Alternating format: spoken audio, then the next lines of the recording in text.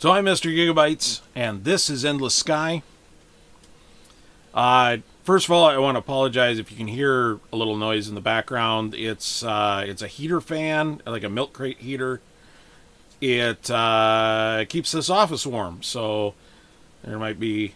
I don't know if the microphone will filter it out, but hey, we'll just play it by ear. But I got to keep that running, otherwise I'm going to get real cold real fast, despite all of this cold weather camouflage gear that I've got on. It's winter in South Dakota. What can I say? This is Endless Sky. It is the game that got me back into gaming. It is a free game. It is cross-platform. It's available on Windows, Mac, Linux. It's on Steam. It's an amazingly simple game. I have often described it as a space game for accountants, because essentially you own this business and you go on sort of these adventures transporting people and cargo across the galaxy. You'll see what I'm talking about in a minute. I'm not going to give you the Wikipedia page on it. It is so much more in depth than a lot of people realize, and for a 2D simple game, it's pretty impressive. The way you play the game isn't nearly as important as how you interact with it, and I promise I'll explain that all later. So, without further ado or rambling on, we're going to go ahead and get moving on this. This is the opening screen for Endless Sky. Pretty simple, nondescript. Before we start getting into the new pilot, there's a couple of things that I like to do with the game that I just gotta change, because this is played with a keyboard and mouse. You can use something like Q Joypad. I'm running it in Linux, so you can use something like Q Joypad to map the controls to a joystick, for example. I am not much of a joystick player, so I like to use keyboard and mouse. But one of the things I change in the controls is JKL. J is to initiate hyperspace. I use K as forward thrust, and I think that was like spacebar or some goofy thing like that. I can't remember. I don't remember. It's been a while since I remapped these controls. And then L is to land the craft. J and L are the same. K is the one I changed because I can use just 3 fingers to basically control the ship. The other thing that I do, I changed the zoom factor to 140. I'm playing on a 32-inch screen, so at 1080 things are a little small, so I zoom in a little bit. We're on full screen, that type of thing. So one of the things I change, I turn off reduce large graphics, draw background haze. That's all pretty much the same. I turn everything up. Ship outlines in shops are fancy, parallax backgrounds, all that good stuff. I've got a big computer. This will run on some pretty low processing power computers. You can crank everything up, and a decent computer will have no problem handling it. Flagship overlay, escort overlays, I turn those on. I turn the enemy overlays on. I'll show you what those are in a little bit. I turn the highlight player flagship. Rotate flagship and HUD is nice. Planet labels are on. Minimap is on. Clickable radar display. Anyway, on this next page, I've got control ship with mouse. Now, I don't have a ton of fingers to be using on the keyboard. I don't want to remap every control on the keyboard. So turning the ship with the mouse is nice. I really like that. And I'll show you how it works. But the automatic firing is always on. Turret tracking is focused. A lot of this stuff is pretty much default, but I set all that up. Now, you're going to want to customize it to your liking, but that's some of the things that I do. Plugins, what I've got, The Endless Sky High DPI plugin is one that comes with Endless Sky. It gives you better resolution graphics, that type of thing. The All Content plugin is also called the Cheat plugin. I'm going to disable that. And this one is a Titan plugin that I created. And that's a whole nother video. All Content plugin, I might re-enable it later just to show you some things, but we don't need it for this starting video. So now that we've got all our preferences set up and we've got the plugins done, I removed the All Content plugin. The All Content plugin was helpful when I created my own plugin. We're going to leave Titan enabled. It doesn't really add a ton to Endless Sky. It's kind of I want to use my own plugin, so. And it's not going to affect the game much. So what we're going to do, we're going to set up a new pilot. We're going to start the game. So you grew up on New Boston, an uninteresting world in the dirt belt. You've dreamed of owning a starship ever since your first visit to the spaceport at the age of 15. After many long years of working at a textile mill, you finally saved up enough credits to apply for a pilot's license from the Republic. After receiving the license and with freedom from this planet at your fingertips, you travel to the bank to take out a loan for your first ship. So we're going to go ahead and start the game. The bank's architecture is what you would have called futuristic, back when you dreamed that the future would be less squalid than the present. Story above story of curves and spires and balconies, all in gleaming metal. A doorman stands by each of the heavy glass doors. You are wearing your very best clothes, but you feel shabby next to them. The loan broker's office is equally intimidating. Large computer monitors fill the walls with stock quotes and other information, spilling down them almost too fast to read. You occasionally glimpse the names of places that you have only seen in movies: Aldebaran, Terrazed, Earth. The pen is heavy as lead, but glides almost without friction as you print your initials on the bottom of page after page of ominous legal documents and sign several dozen statements, notices, and agreements.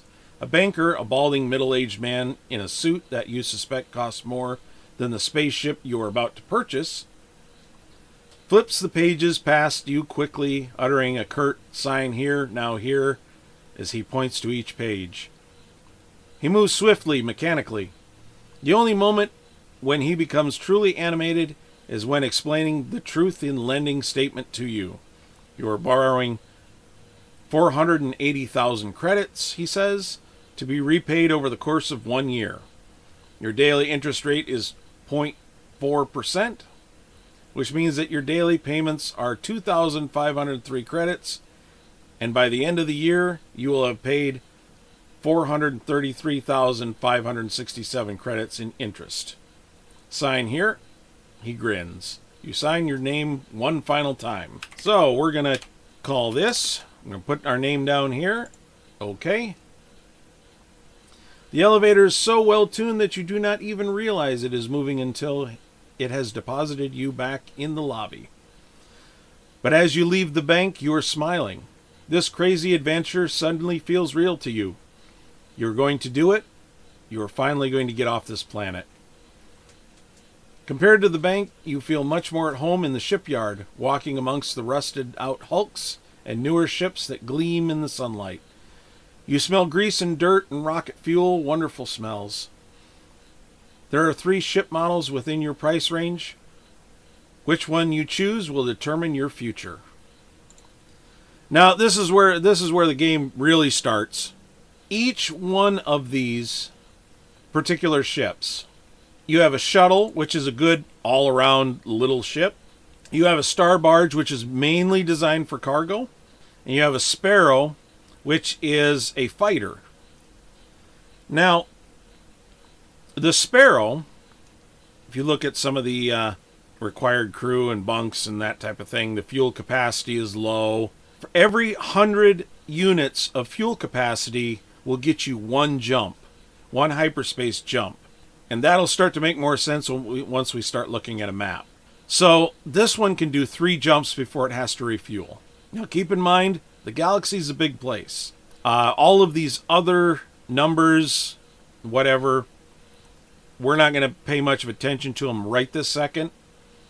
But just know that if you choose the interceptor, you're going to be going on specific types of missions, and they're going to be fighter missions.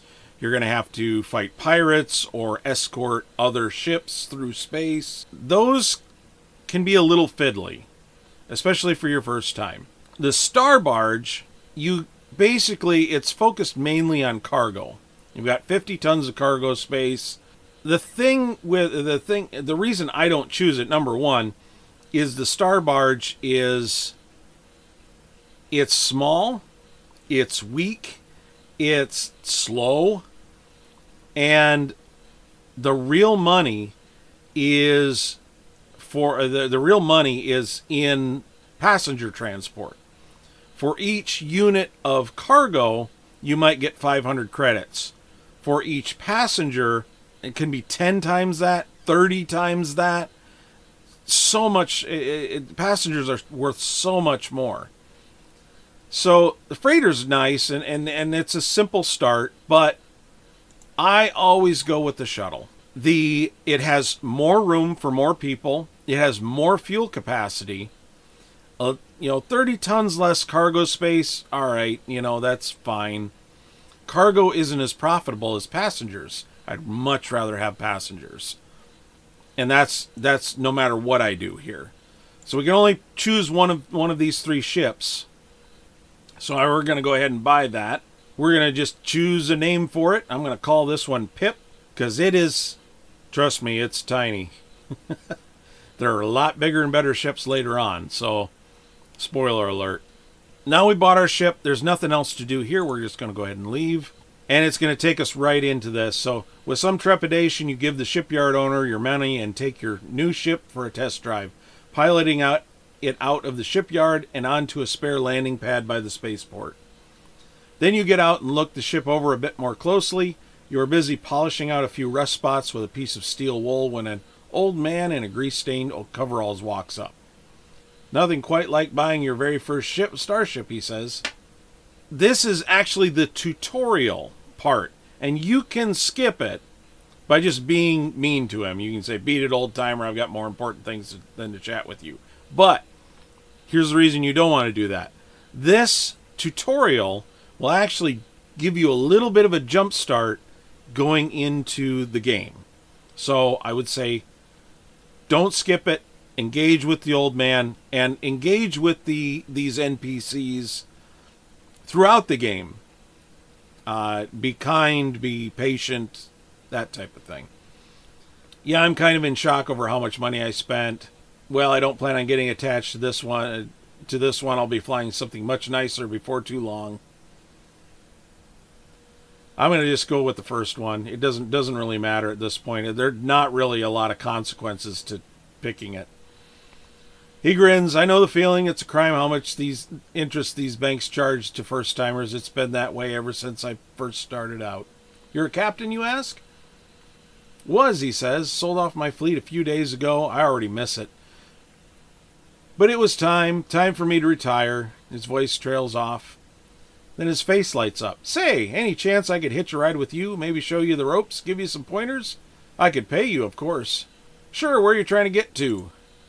Well, he says, I've got a spot reserved in a retirement home, but I don't mind taking a roundabout way to get there. For starters, how about you give me a lift to New Greenland? It's just one jump away from here, and I can mark it on your map. Sounds good. Great, he says. My name's James, by the way. Gigs Gigabytes, you say. I'm looking forward to traveling with you, Captain Gigabytes, says James. You're helping him wheel his luggage aboard, showing him his bunk. He says, before we take off, you might head on over to the trading center and stock up on some medical goods. We can sell those for a good profit on New Greenland. Also make sure to visit the local outfitter. While they don't sell much here compared to on the big manufacturing worlds, every world with an outfitter will at least carry a map with some information on neighboring systems. Buying them can help if you're not quite sure where you're going. Now that we're here, we've got some advice from the old man. Let's start with the map. Now you can activate the map by pressing M. and that'll bring up the map. Now there's not a lot here because we don't know much. You can see where the old man had marked it on our map, but the map, you can explore the map on your own. So when you're in a system, you can see where the hyperspace links are to other systems. And some of these will already be, marked out and named and that type of thing. You're just not sure how to get them without having a complete map. That's not a big deal. You can go one at a time and kind of feel your way around. But there's a faster and easier way to do this. So let's go ahead and let's get out of the map. Let's actually go to the job board. That brings us up to the missions page. And here's a list of missions. Bring a tourist to Pearl. That's way up there. Delivery to Ada. And it tells you what the mission entails. Now, for now, I don't really want to take any additional missions, but you can accept these until your ship is full. Rush deliveries and time sensitive things will pay more than the regular normal run of the mill stuff. The problem with rush deliveries is if you fail to meet the deadline, you don't get paid for the job. And so I'm very cautious about taking any rush jobs or anything that's time sensitive. I really like transporting workers and farmers and passengers. I prefer that much better. For now, while we're in this phase, I'm not going to take on any additional missions. This map is also can map out the different shipyards and outfitters and shows you what is for sale and so on and so forth. Tells you what's for sale and how much it is. We're only in the reticulous system, and that's in what's called the dirt belt, and it's a very poor section of space. So there's not a lot here, not a lot around. So we're gonna go ahead and we'll just skip this for now, and we'll come back to it here in a minute. So the bank is here. This is where your mortgage is, what your payments are. You can pay extra if you have the money, and you can find out if you qualify for any loans, any additional loans. So we were in the shipyard earlier, so that's the ships. The outfitter is where you can take your ship and customize it. Now, we've got a mixture of things that are for sale and things that are in cargo and things that are outfits that are in storage. Now, anything that you own that's in cargo will show up in this list. If it's in storage, it means it's stored on the planet. So you can take stuff off of your ship. In fact, let's do that so let's just take this battery pack, for example. You can press the U key and put it in storage, and it'll stay on the planet in storage. And you can come back and retrieve it later. We can go ahead and install it. You can buy additional things, like, for example, you can buy some weapons. But honestly, with this little ship, we would be able to put this little energy blaster on there, but you're not going to fight anybody. At this point in the game, you're not fighting anyone. This tiny little ship will not stand a chance against much of anything.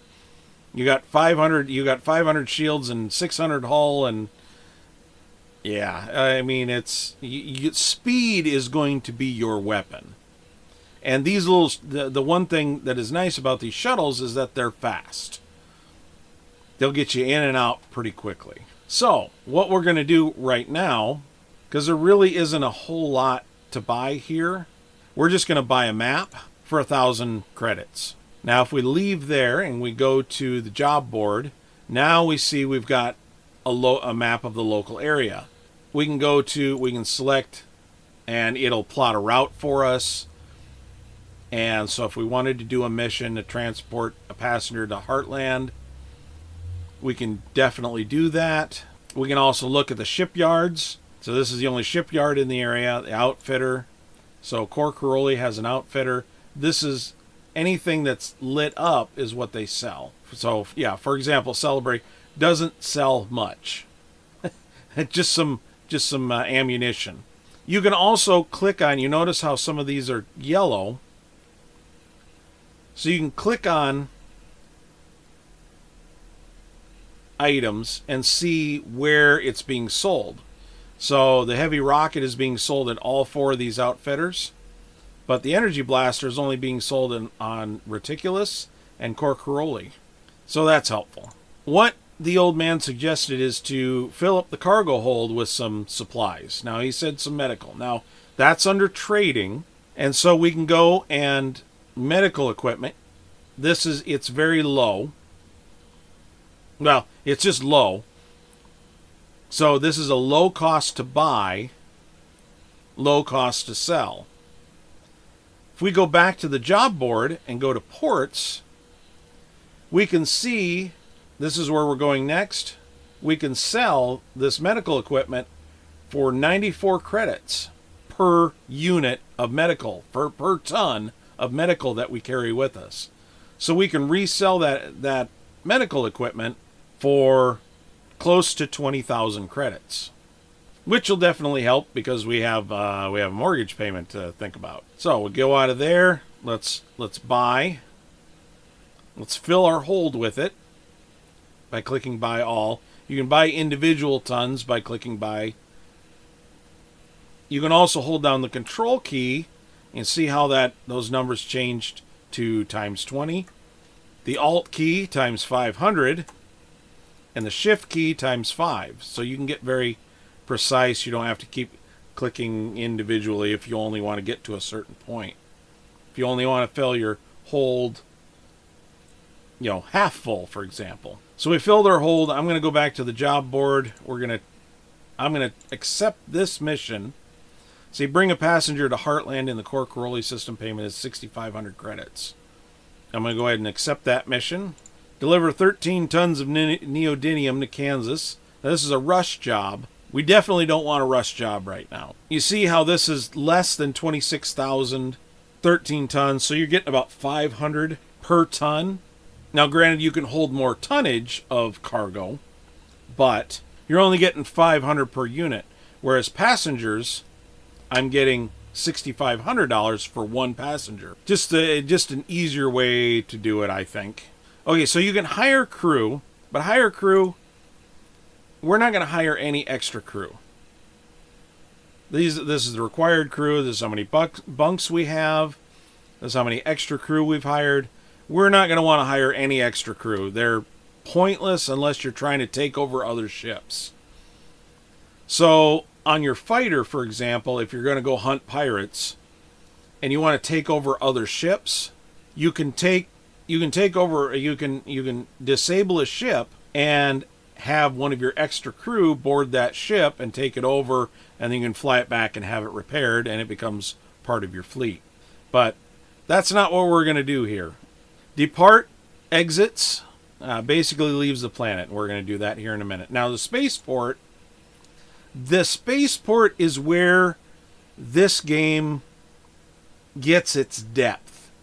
There are hidden stories and missions and excitement and things that it'll get you into other areas of the game that you wouldn't normally do. You could just fly around, deliver cargo and passengers all over the systems and make money that way and never visit the spaceport. But the spaceport is what advances the story. Now here we're already kind of in a storyline with this demo or this tutorial. So the spaceport, you just got a little graffiti on it, painted on a wall, that type of thing. So it's not really going to advance us through a story. Now I had the game kind of double up on spaceport stories. And that can happen, but you just got to kind of keep them straight in your head. But rather than explaining, let's go ahead and depart the planet. I'm going to put my fingers on J, K, and L because that's how we're going to control the ship. And if we depart, we're going to leave and jump into orbit. You see how tiny our little ship is. And the ship will follow the ship follows the mouse. And then if you want to move the ship around, you hit the K button.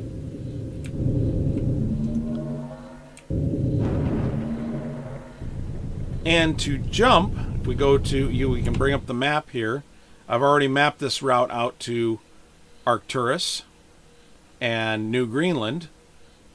So we're going to jump and go to the next system.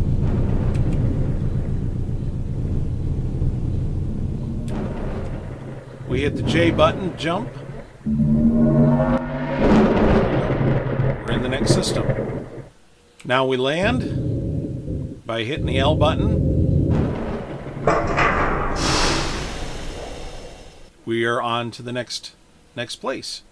As you land on New Greenland, James says, congrats on your first trip through the hyperspace. I'm impressed that you didn't throw up. Most folks do first time. Including you ask? Yeah, and then spent half an hour in orbit cleaning my cabin while hoping the passengers wouldn't come out of their bunk room and see the mess. Not my proudest moment. Anyway, here's your pay. He hands you 10,000 credits. Then he adds, if you're okay with giving me a lift for a while longer, sell off any of that cargo you bought and meet me in the spaceport. I'll see if I can rustle up any interesting work for you to do. So we're gonna click the spaceport button to continue this mission. So we go into trading. Now the profit went from 94 to 100. But we're going to go ahead and sell that off. That'll give us 20,000. And here's our credits up here. This is where we are. This is the date. 147,994. So we made some money there. We checked the job board here. And there's a bunch of other, we can bring some passengers and whatnot. But I'm not going to bring on any more passengers at this point. We're just going to continue on with our tutorial missions. So when you meet up with James in the spaceport, hi there, Gigs, I found you another mission, but it looks like you'll either have to cancel another mission or come back here later to continue this one. So yeah, that's why I didn't want to take on that other mission, and I forgot to go ahead and cancel that. So let's go ahead and jump to Core Corolli. We'll come back to that one. So, jump. It's only 2 jumps away. Here's our fuel.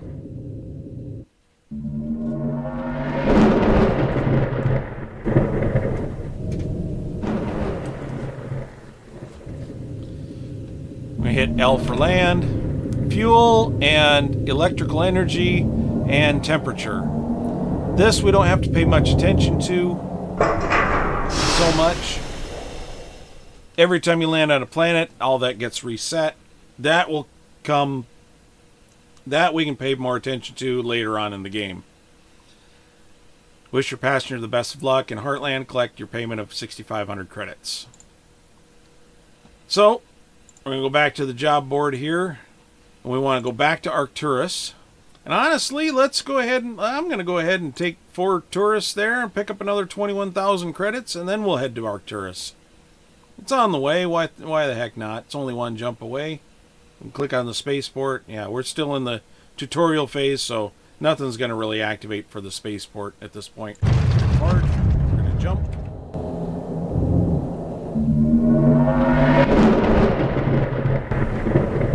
Land on the planet.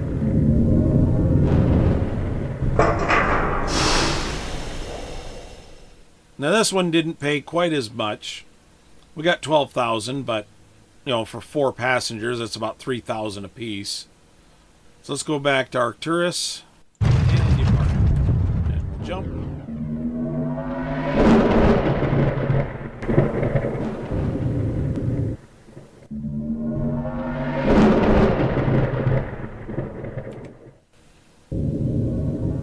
We're gonna land on the planet. go back to the spaceport. There we go. So now we can continue on.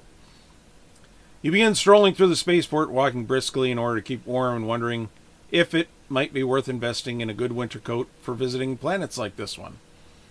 Eventually you find James. He has an entire family in tow, a young couple, an elderly woman, and 4 children who range in age from probably about 3 or 4 up to 12 or 13. Captain Gigabytes, he says, wonderful to see you again. I was just talking to the family. They've been having trouble finding a single ship that can give them all passage, but I told them that your shuttlecraft has plenty of bunks, at least if the kids double up. They can pay you 40,000 credits to take them to New China, which is just a few jumps away from Earth, and is a planet well worth visiting in its own right. What do you say? You're absolutely sure that your own shuttle was not designed to fit 9 people, including yourself, but if they're willing to squeeze into the available 5 bunks, you got no reason to discourage them. Now, this is why I do the tutorial, because James can get you these jobs that you'll never have again. They don't, they're special jobs that they can't, you're not going to get 9 people into 5 bunks ever again. So, and it's 40,000 credits. So, sure, welcome aboard. Let's go ahead and get this done. So that's why I do the tutorial. James helps the older woman up the steps and into your ship while the younger family members carry the luggage. You're going to have quite a full ship for the next few days. So let's go to the job board, figure out where we're going. That's where we're going. We haven't yet mapped a path to the system, but let's do something else too. We've got empty cargo hold. Let's go into trading. Let's figure out what's very low. Looks like clothing is very low. Now let's go back to the job board, go to ports. Now we don't know, we have no idea if clothing is going to be the same or if it's going to be less expensive. We're just going to have to take a chance. So I'm going to go ahead and fill the cargo hold with clothing because it's very low. Why not? And let's go ahead and nothing left here. Let's just depart. Oh, let's go back to the job board. We're gonna go here. We're just gonna have to kind of feel our way through after those 2 jumps. Now I've got 400 in fuel, so it looks like 1, 2, 3, 4 jumps. That'll use up all my fuel, so we should have just enough. Shouldn't be a problem. So we'll go ahead and depart, and we're gonna jump.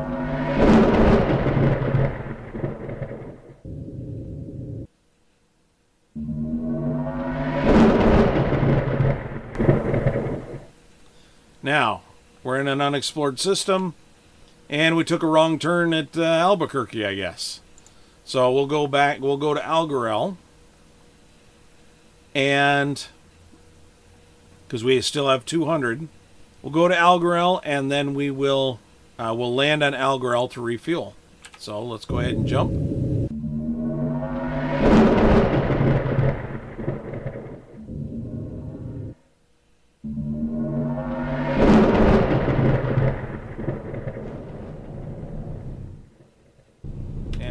On the planet. So we're completely out of fuel. Used all of our fuel there. Now let's see if the outfitter's got a map. That'll really help us right about now. Should have bought one earlier, but so we'll buy that. We'll leave. Go to the job board, and now we've lit up some more areas of the map. So now we plotted our course. We're going to depart and jump to our destination. That's why I say if you can buy a map, definitely buy one.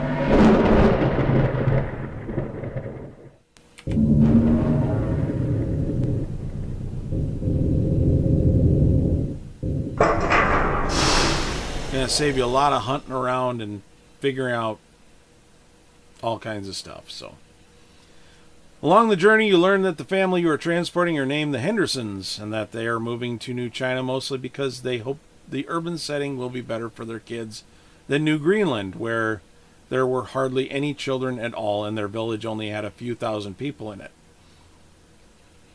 The grandmother, Olivia, has also been chatting nonstop about how excited she is about being on a world where she can actually go sunbathing. I've gotten much too old for snowshoeing, she says. You say goodbye to them and wish them well, and as agreed, they pay you 40,000 credits. You are already well on your way towards paying down your mortgage. As James leaves the ship, he says again, if you're okay, continue to give me a ride. Just meet me at the spaceport. So we're going to do that. Now, trading. Let's see how much. Now, see, it's still very low, but it looks like we will make a profit if we sell that clothing we took on. So let's go to the job board and see if, let's go to ports. So if we were just to go up here and land here, we could sell that for much higher profit. 252 per ton. That might be the way to go. So we're going to hang on to that. So let's go ahead and go to the spaceport. Doesn't take you long to find James in the New China spaceport. He's already got a small group of people with him. Middle-aged couple and a teenage boy. Hi there, Captain Gigabyte, says James. I'm interested in carrying some tourists to Earth? Sure. Great, he says. This is Chuck and Sarah and their son, Carl. Let's help them carry their luggage to your ship. As they begin walking back, slightly ahead of them, James whispers to you, tourists are always a good way to make money. They're on vacation, so they don't mind paying a bit extra. But no point in your cargo space is going to waste, so take a look at the job board and see if there are any delivery missions we can run at the same time. And if you want to be a little safer, should we come across any pirates, sell off any guns you might have. It might seem counterintuitive, but being unarmed makes you less of a target to pirates if there are others in the system that they could be defending themselves against. Yeah, sort of, but that's the thing. Like the shuttle is quick. It's not sturdy. It's quick. So speed is your best defense on this. We're gonna go to the outfitter. Let's find. See, yep, looks like we can get a map. We're gonna buy it. That should lay up some more stuff. Now this has got a few more things. We could install a brig.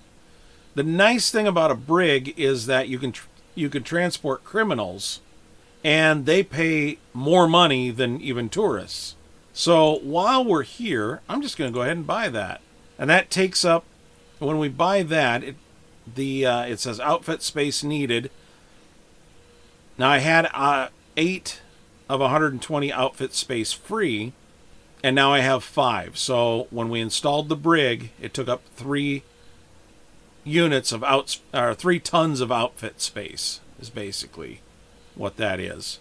So went ahead and did that. Now there's a couple of other things too. We can expand the bunk room if we have enough outfit space.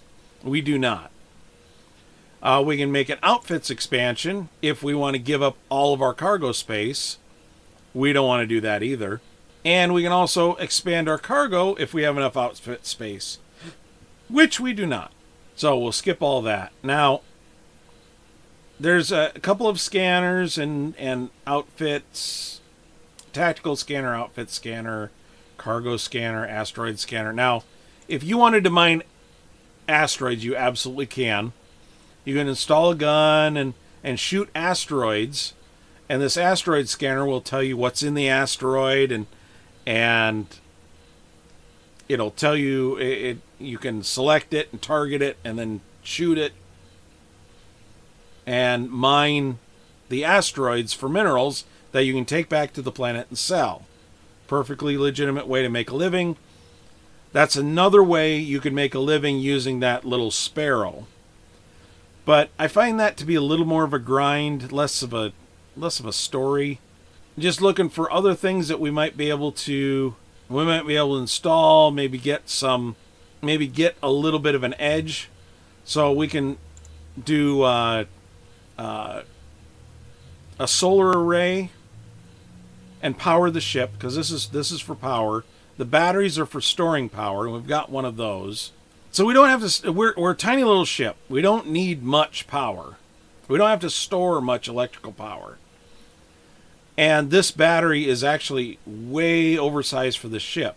Now, if you look at this, we've used the battery for a little bit. Your outfits on your ship, as well as your ship, depreciates as you use it. So the more you use something, the more it depreciates. So if you want to customize your ship, you want to do that early on. Get rid of the stuff and change things out as quickly as possible. So what I'm going to do here, we're going to customize this ship a little bit.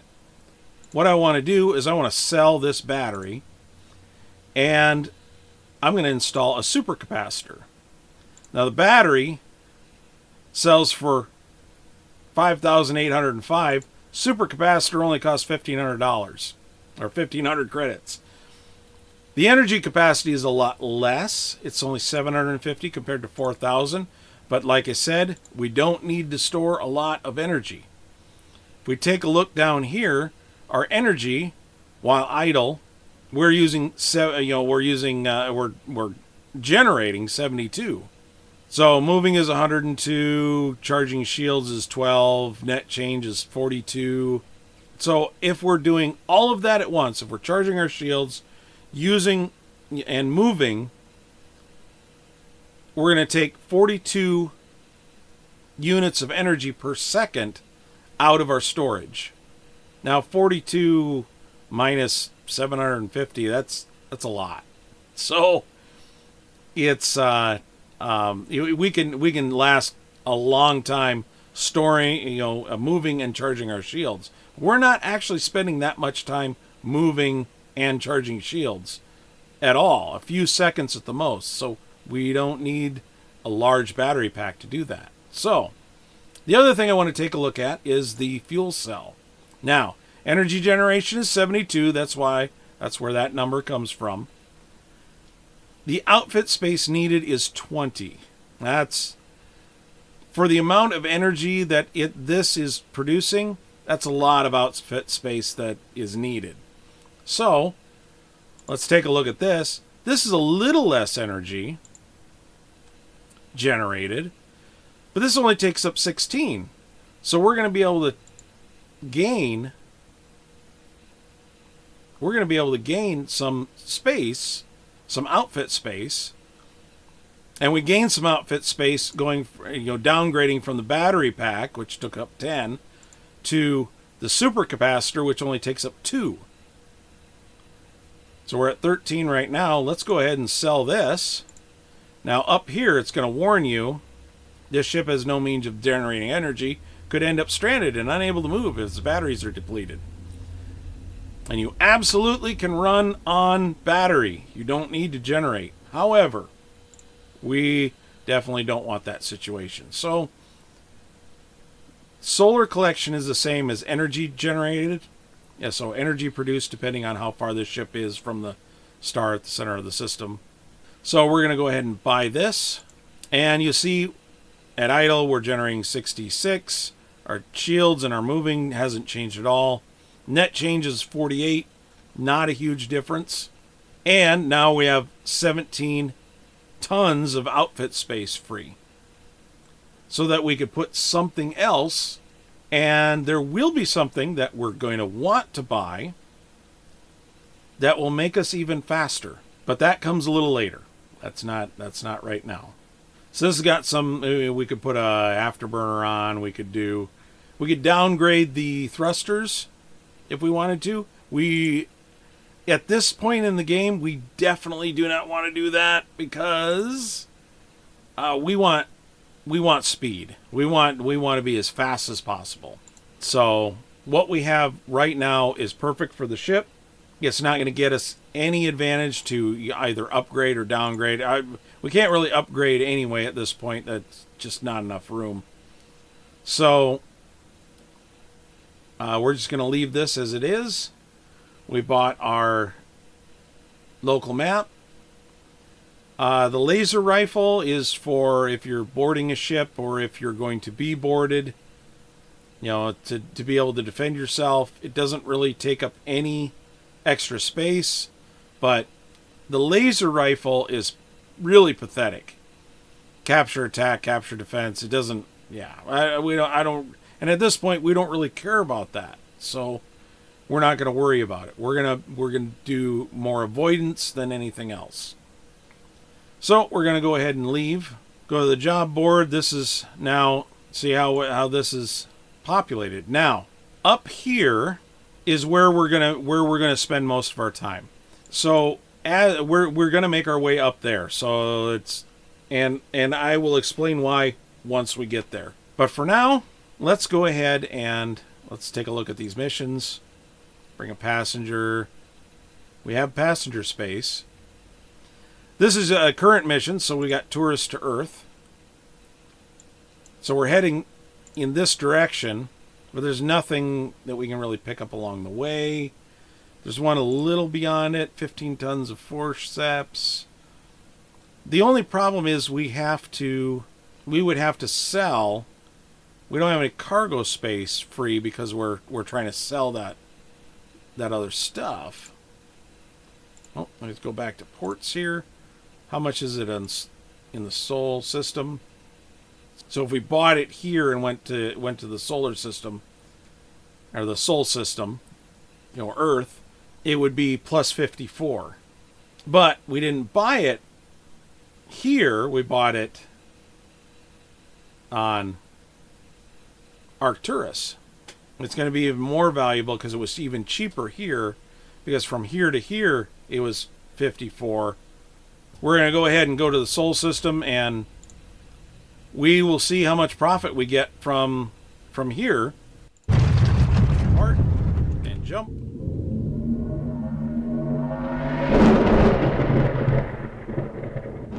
And most of this is pretty automatic, which is nice because directly piloting. We hit the L button. Notice we can land on Mars and Luna and Earth.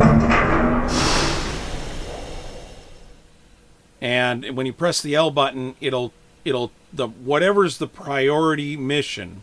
So if you have a whole bunch of missions and you have a few that are time sensitive, it'll go to the systems that have the most time sensitive missions and land on those first. If you depart and land again, you're still in the same day. You actually don't advance a day. So as long as you don't jump out of the system, because when you jump out of the system, you advance a day. But if you take off and land on a different planet, you're still in the same day. So if you have time-sensitive missions on multiple planets, which rarely happens, but it can happen, then you can let your auto navigation land on the one with the highest priority with the most missions, take off, land on the next planet, and you'll still be fine. So as you make your final landing descent to the surface of Earth, Chuck and Sarah stare out the window in rapt attention, pointing out landmarks on the planet's surface. James joins in by telling you all about some of the history of the cities you're flying over. Carl, in the meantime, has spent the entire journey playing a handheld video game and only glances out the window when the ship shakes from the turbulence. As they all grab their luggage and step off the ship to explore humanity's homeworld, he is still immersed in the game. As you collect your payment, James pulls the parents aside and says, "Watch out for pickpockets, okay? And take it from an experienced captain, you do not want to be out after dark here. Play it safe and have a great time." After they leave, James shakes his head ruefully. It'll probably be a decade before that kid is old enough to realize what he's missing out on. Waste of money doing a trip like this with a teenage boy. They should have gone to Skymoot and seen the dragons instead. I'm sure that would interest him a lot more than historical museums and ancient cities. Then he picks up his luggage and adds, "Same deal as before. If you want to keep traveling together, meet me in the spaceport." So, let's go to trading and figure out. Our profit is 83. Well, I'm going to go ahead and sell all that. Let's get rid of that. It's not a huge profit, but we'll, might as well have an empty cargo hold to do some other stuff. The outfitter on Earth's got a few more things to sell. One of them is luxury accommodations. Now, here's the thing. Luxury accommodations is a great way to get fancy passengers who pay a lot of money. Problem is, it requires 2 more crew. You're not always going to be transporting fancy passengers, but you always have to pay that crew. So, we're going to, for such a tiny ship, we're going to skip that. It costs $250,000 anyway. We can't afford it. So, but it looks like the modifications we made are good. Let's pick up a local map. Buy that. We'll leave. Go to the job board. Family of 2 would like to see the historic sites on Luna. They will pay you 5,000 credits to take them there. Now, in the Sol system, there are 3 planets. And this is, whenever you're here, these little tiny jobs are fantastic little quick money makers. Because you take off and you land on the next planet. You don't jump anywhere. You just, you take off, you land on, you're going to take off from Earth, you're going to land on the moon. It's in the neighborhood. Might as well. So, there are some other things, but let's go to the spaceport before we decide what else we're going to do. Spaceport on Earth is so big and crowded that it takes a long time to find James. Sheer number of people here is almost overwhelming. Homeless men wrapped in old army blankets beg money from well-dressed businessmen. Soldiers in Navy uniforms walk by in groups of 10 or 20, all marching in unison. Starship captains haggle with merchants over trade goods and jobs. Flashes of light come from various landing bays as welders make repairs. When you find James, he's standing by a window looking out at the city, watching the starships taking off and landing in a continuous stream. This is it, he says, where our race began, the world that all the tourists want to visit and that no one wants to live on. 20 billion people, more industry and exports than any other place in the galaxy, but underneath it all, poverty of a completely different sort from what you've got in the dirt belt. After taking one last glance out the window, he says, anyway, we're nearing my destination. Are you willing to take me one last trip? I need to get to Hestia in the Toledo system. And of course, I'll pay you quite well to take me there. Of course, we're going to do that. Once again, you walk back to your ship with James. Once you get there, he's stowing his luggage. You pull up the information your computer has on Hestia. It's one of the paradise worlds, terraformed to have perfect climate, accessible only to the very wealthy. You wonder whether James is going to be able to fit in there. So it's just him. We've got 20 tons of cargo. Toledo's up here. These grayed out little flags here, we're not going to be able to take those because we don't have enough. This is going kind of in the wrong direction. CAF is a little out of the way. It's 1 passenger. We can take 1 passenger there, get a little extra money there. Now the nice thing is any of these non-priority missions, you could travel all the way around the galaxy. And nobody is going to complain. If you take the long way around, the scenic way around, you have other things you got to be doing. As long as it's not a priority, nobody's going to complain. So he's not in a hurry to go back, to bring him to Hestia. So we're gonna just load up on whatever we can here. So here's Vega, 13 tons of wheelbarrows. Now that's a priority shipment, and I'm okay with that. But let's see if we got anything less of a priority. Doobie or Doobie. 1 passenger, 18,000 credits. 1 passenger, 18,000 credits. See? The further away you go, the more they pay. So I'm going to go ahead and accept that mission. I'm also going to accept this priority mission. That'll almost fill up my cargo hold. So what I'm going to do is I'm going to jump here, and we'll jump back and drop our Luna friends off. So, and you'll see what I'm talking about. We're going to go ahead and depart, and we're going to jump. Normally I would just click on Luna, get there, and we're going to land on silver.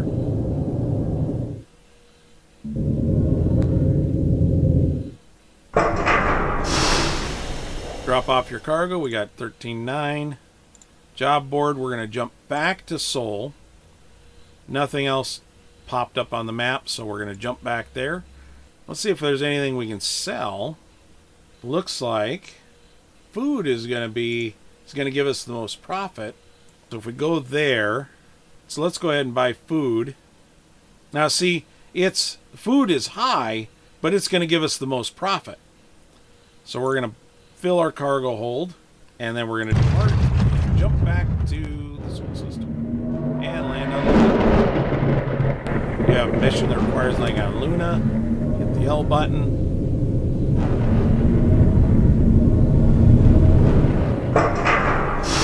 There are 5,000 credits. Trading.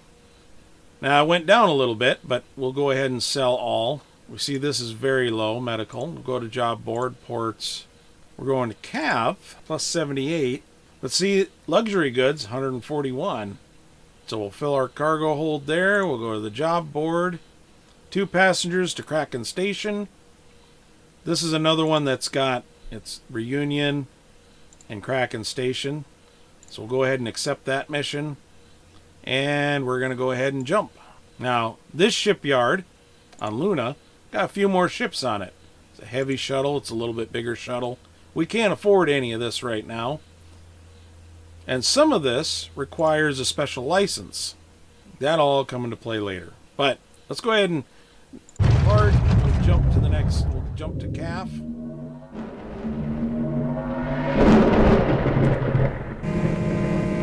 Land on Kraken Station. There's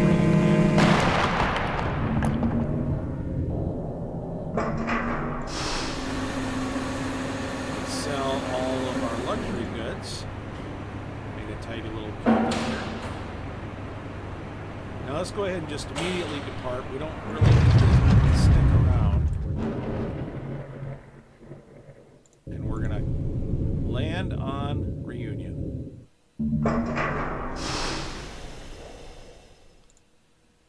We picked up the rest of them. So let's go to job board. So we've got an outfitter. Let's go ahead and let's pick up our local map. Is there anything special that we can buy? Probably not right now. You know, we got weapons we could purchase, but like I said, this shuttle is not going toe to toe with anybody. You know, our strategy is avoidance. Take a look at the shipyard. There's a couple of different ships here because we're in a different part of space. So we're going to go ahead and go there. 3 jumps. I'm not going to pick up anything else because there's nothing along the way. This is where we sort of want to be anyway. So let's go ahead and depart. Let's go ahead and make our jumps.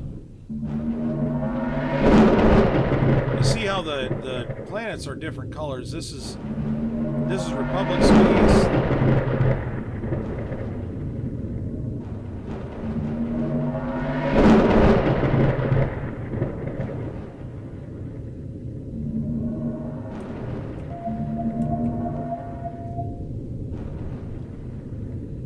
And where we were at was just a different part of space. Let's go to the map. We see we can go there. So let's go ahead and jump.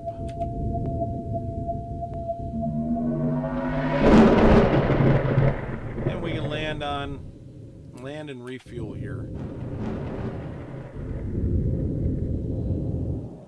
Let's grab a map. Family of 3 miners. That'll take up all of our bunks. We're about to drop some people off anyway. This is about where we want to be, so I'm going to go ahead and accept that mission. Let's go ahead and go to the spaceport. Yeah, it's just not doing anything. So go ahead and depart. Let's jump to Toledo. We're going to land on Hestia. Drop James off, and that will be the end of the tutorial. As you are piloting your ship down on Hestia, James disappears into his bunk room. After the ship has landed, he comes out no longer in the grease-stained coveralls he's been wearing up until now, but in a suit. As a lifelong textile worker, you automatically note that the suit is made of real wool, finely woven, and that it has been tailored to fit him. He smooths down the front of the suit distractedly and then looks at his hands as if unsure where to put them. How do I look, he asks. Doesn't really matter, like a millionaire. Well, that's the other thing about being a captain, he says. You can get filthy rich. There's an awkward pause. You're unsure of how to respond. Then he says, thing is, this here planet is one of the most exclusive retirement communities in the galaxy. Plenty of the locals are probably worth more than 1 billion credits, but they're mostly financial or business types, or old money. I'm rich enough to be here, but I just hope they're willing to socialize with somebody who made his fortune flying a ship. Before you go, is there anything else you'd like to ask me about being a new pilot?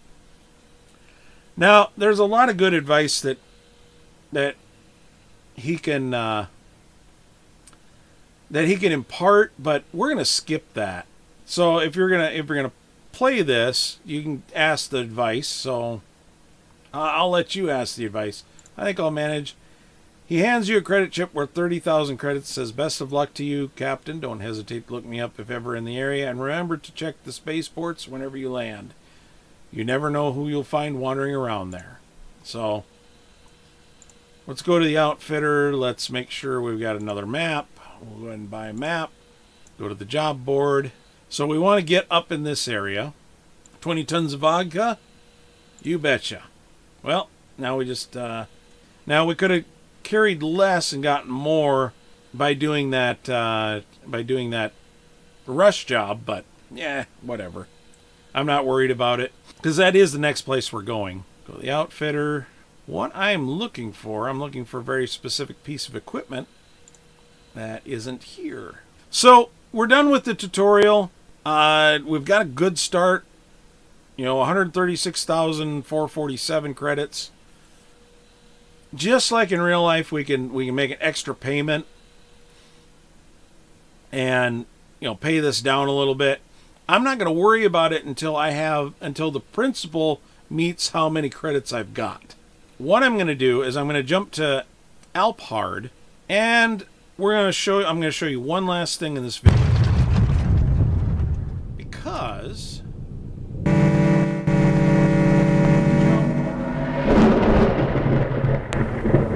we're going to land on Follower. Now, there's only one planet in this system, which is convenient.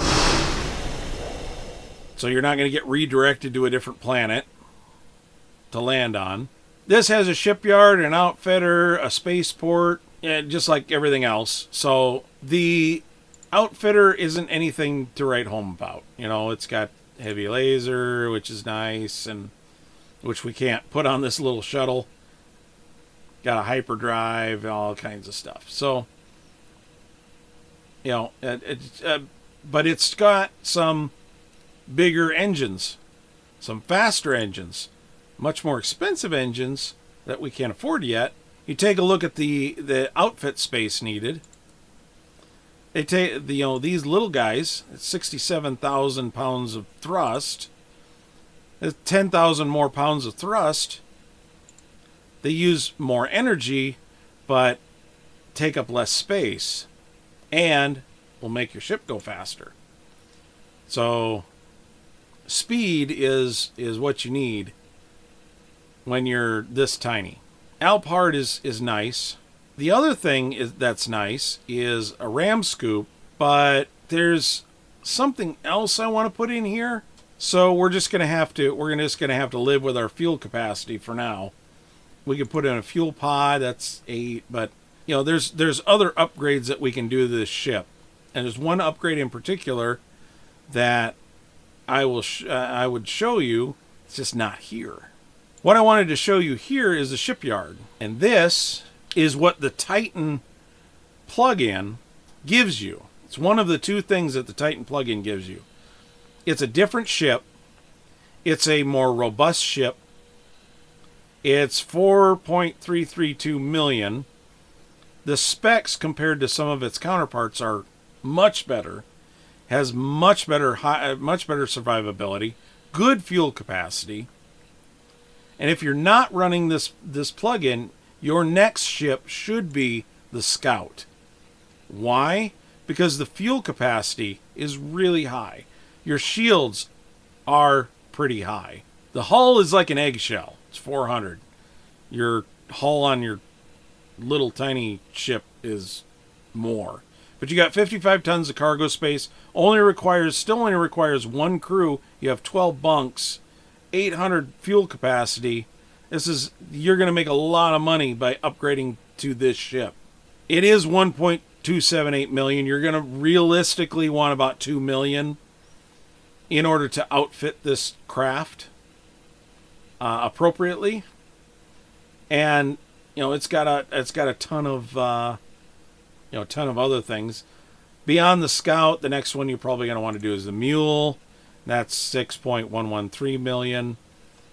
The Mule has got a lot of cargo space. It's got a lot of outfit space.